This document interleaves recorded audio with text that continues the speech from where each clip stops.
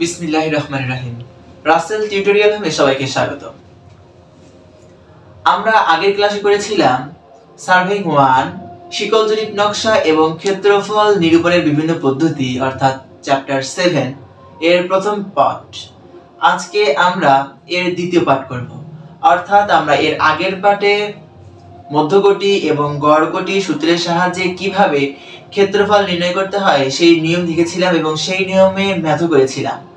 আজকে আমরা সবথেকে গুরুত্বপূর্ণ সূত্র সিম্পসন এর নিয়মে গাণিতিক সমস্যা সমাধান করব এবং জরিপলিপি থেকে কিভাবে ক্ষেত্রফল নিরূপণ করা হয় এবং জরিপলিপি কি তা নিয়ে বিস্তারিত আলোচনা করব। তাহলে সিম্পসনের সূত্রটি আগে লিখে নেওয়া যাক। সিম্পসনের সূত্রটি হচ্ছে, মনে করি অফসেট দেওয়া আছে O1 O2 O3 O4 O5 O6 O7। মনে করি অফসেট দেওয়া আছে 7টা। তাহলে অফসেট সংখ্যা n ইকুয়াল কত?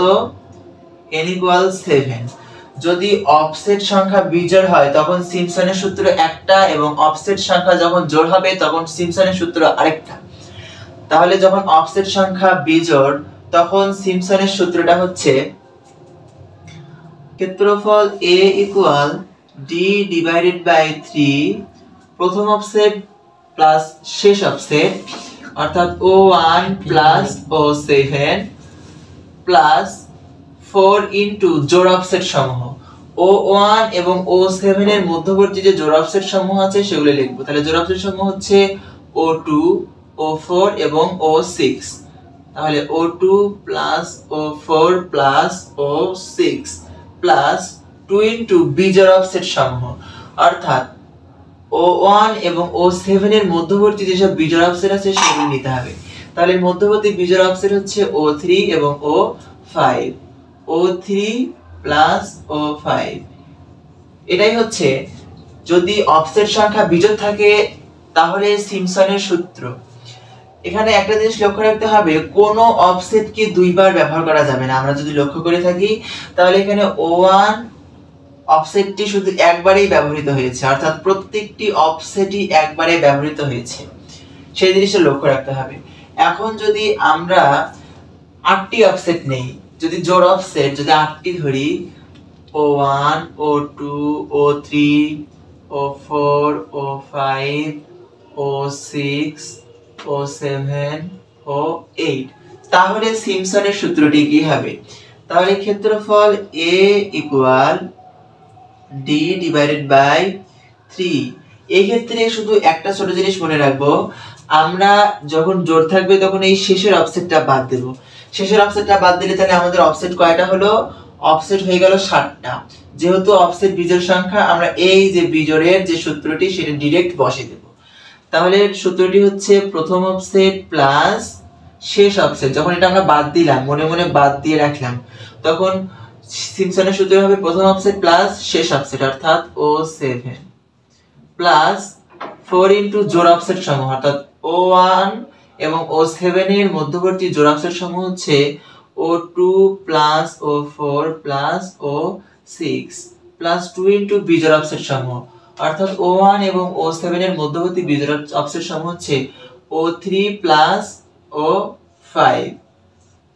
এখন যেহেতু জোড় অফসেট আছে সেহেতু জোড়ের জন্য আরেকটু আপনাদের বাড়তি করতে হবে, যে বাড়তি অংশটা হচ্ছে প্লাস শেষের অফসেট দুটার গড় অর্থাৎ O7 plus O8 divided by 2 into d। আমরা জানি যে d হচ্ছে অফসেট গুলোর মধ্যবর্তী দূরত্ব। আমরা যখন মধ্যকোটি এবং গড়কোটি নিয়মে ম্যাথগুলো সমাধান করেছিলাম তখন আমরা লক্ষ্য করেছিলাম যে d হচ্ছে অফসেট গুলোর মধ্যবর্তী দূরত্ব। অর্থাৎ এখানে যদি একটা অফসেট নেওয়া হয় তাহলে d দূরত্ব পর আরেকটা অফসেট নেওয়া হয়েছে এবং আবার d দূরত্ব পর আরেকটা অফসেট নেওয়া হয়েছে। এটাই হচ্ছে মূলত সিম্পসনের সূত্রের সাহায্যে ক্ষেত্রফল নিরূপণের সূত্র। এখন আমরা এই সিম্পসনের উভয় সূত্র দিয়ে কিছু ম্যাথ করার চেষ্টা করব। আমরা সিম্পসনের সূত্রের সাহায্যে সমাধান করার জন্য পুরাতন বই 2022 প্রবিধানের উদাহরণ 13 নম্বর ম্যাথটা গড়ে তুলে নেব। তাহলে বইয়ের উদাহরণ ম্যাথটা আমি বোর্ডের ধারাবাহিকভাবে তুলে নিয়েছি। ম্যাথটা হচ্ছে কোন এলাকার জরিপ রেখার সাথে 10 মিটার পর পর নিম্নোক্ত অফসেটগুলোর মাপ পাওয়া গেল। অফসেটগুলো হচ্ছে এগুলো অফসেট, এবং প্রশ্নে বলছে ক্ষেত্রফল সিমসন নিয়মে বের করো। এখানে একটা জিনিস তোমাদের আনকমন লাগতে পারে, জরিপ রেখার সাথে জরিপ রেখা। আমি এর আগের ক্লাসে বলেছিলাম যে আমরা বিভিন্ন আকারের জমি শিকল দিয়ে মেপে নির্ণয় করতে পারি, এবং জরিপ রেখা কোনটি হবে? দৈর্ঘ্য বরাবর, মানে সব থেকে যেখান থেকে শিকল বসালে ওই ক্ষেত্রের মধ্যে সব থেকে বেশি দৈর্ঘ্য পাওয়া যাবে, অর্থাৎ এইটাই হচ্ছে সেই শিকল রেখা। এই শিকল রেখার মধ্যবর্তীতে কত মিটার পর পর? 10 মিটার পর পর এই অফসেট গুলো নেওয়া হয়েছে। তাহলে অফসেট গুলোর মান হচ্ছে এই 10 মিটার দূরত্ব পর পর এখান থেকে এখানের মান, আবার এখান থেকে এখানের উচ্চতা, এখান থেকে এখানের উচ্চতা, এখান থেকে এখানের উচ্চতা, এইভাবে ধারাবাহিকভাবে এই অফসেট গুলো পাওয়া গেল। এখন বলছে যে ক্ষেত্রফল সিমসন নিয়মে বের করো। তাহলে আমরা ডাটাগুলো আগে কালেক্ট করে নেই। তাহলে প্রশ্ন থেকে আমরা ডাটাগুলো কালেক্ট করে নেই, যেহেতু ওগুলো অফসেটগুলো আমরা ধারাবাহিকভাবে লিখে নেব। তাহলে অফসেট কয়টা দেওয়া আছে? 1 2 3 4 5 6 7 8, অর্থাৎ O1 ইকুয়াল প্রথম offset 2.30, O2 equal 5.36, O3 equal 6.50, O4 equal 3.65, O5 equal 2.16, O6 equal 2.94, O7 equal 3.35, O8 equal 6.90। এখানে আমরা একটা জিনিস লক্ষ্য করি যে অফসেট দেওয়া আছে 8টি। আমরা একটু আগেই দেখে আসলাম যদি অফসেট সংখ্যা জোড় থাকে তখন একটা সূত্র, আর যদি অফসেট সংখ্যা বিজোড় থাকে তখন একটি সূত্র। এবং অফসেট সংখ্যা যখন জোড় থাকবে তখন আমরা কি দেখেছিলাম যে সব শেষের অফসেটটিকে আমরা মনে মনে ঢেকে দেব। ঢেকে দিলে আমাদের অফসেট সংখ্যা বিজোড় হয়ে যায়। অফসেট সংখ্যা বিজোড় হয়ে গেলে আমরা বিজোড়ের সূত্রটা ফেলাবো, অর্থাৎ ক্ষেত্রফল A equal D divided by 3। এখানে D টা হচ্ছে অফসেট গুলোর মধ্যবর্তী দূরত্ব। আমরা এর আগের ক্লাসে দেখেছিলাম যে D হচ্ছে অফসেট গুলোর মধ্যবর্তী দূরত্ব, অর্থাৎ 10।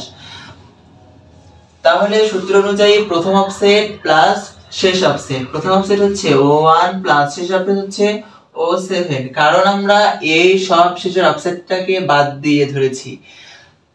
তারপর প্লাস 4 ইনটু জোড় অফসেট সমূহ, অর্থাৎ O1 এবং O7 এর মধ্যবর্তী জোড় অফসেট গুলো কয়টা আছে? O2, O4 এবং O6। তাহলে O2 plus O4 plus O6 plus 2 into বিজোড় অফসেট সমূহ, অর্থাৎ O3 এবং O5, O3 প্লাস O5। এবং যেহেতু জোড় অফসেট সেহেতু আমাদের কি করতে হবে? শেষের অফসেট দুটোর গড় মান যোগ করে দিতে হবে। তাহলে plus O7 plus O8 divided by 2 into D, অর্থাৎ অফসেট গুলোর মধ্যবর্তী দূরত্ব। তাহলে এখন আমরা ধারাবাহিকভাবে মানগুলো বসিয়ে দেব। D এর মান 10 মিটার, কারণ 10 মিটার পর পর অফসেট গুলো নেওয়া হয়েছে 3। তাহলে O1 এর মান হচ্ছে 2.30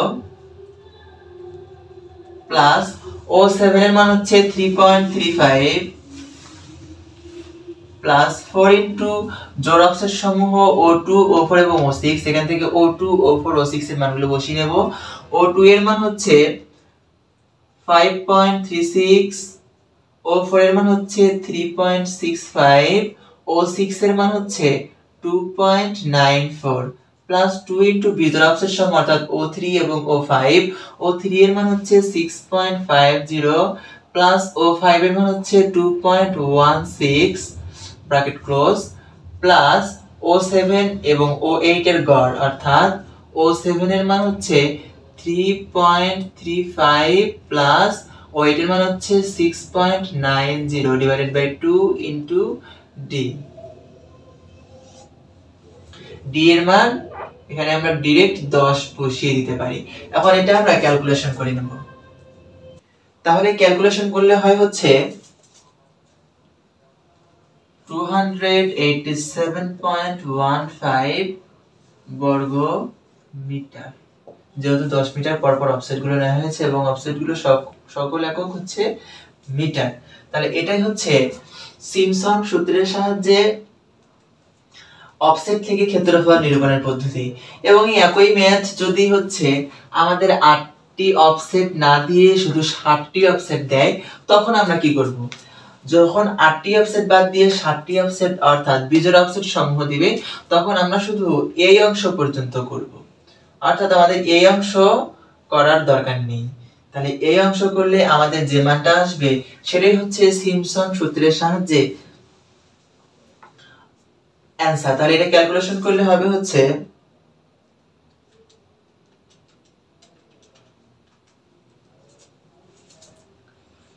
235.9 বর্গ মিটার। তাহলে আমরা একটা ম্যাথের মাধ্যমে সিমপসনের জোড় এবং বিজোড় সূত্র দিয়ে কিভাবে ম্যাথ করা হয় দুটোই শিখে ফেললাম। এখন আমরা দেখব জরিপলিপি থেকে কিভাবে ক্ষেত্রফল নিরূপণ করা হয়। জরিপলিপি কি?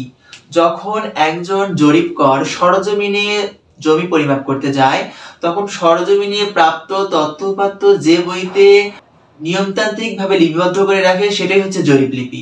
এবং তখন তথ্য সংগ্রহ করার পর পরবর্তীতে তারা হিসাব নিকাশের মাধ্যমে উক্ত জমির পরিমাণ নির্ণয় করে থাকে এবং সেই একটা জরিপলিপি আমাদের প্রশ্নে দেয়া থাকে এবং জরিপলিপি থেকে আমাদের ক্ষেত্রফল নিরূপণ করতে বলে। তাহলে এখন আমরা একটা জরিপলিপি অঙ্কন করব এবং সেই জরিপলিপি থেকে কিভাবে ক্ষেত্রফল নিরূপণ করা হয় সেই পদ্ধতিটা শিখব।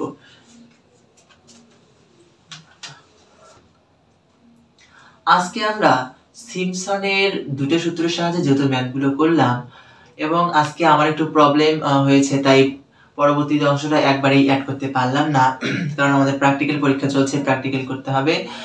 তাই আমি পরবর্তী পার্টে অর্থাৎ পার্ট 3-তে তোমাদের জন্য জরিপলিপি থেকে কিভাবে তথ্য উপাত্ত থেকে ক্ষেত্রফল নির্ণয় করতে হয় সেই অংশটা বিশদভাবে আলোচনা করব।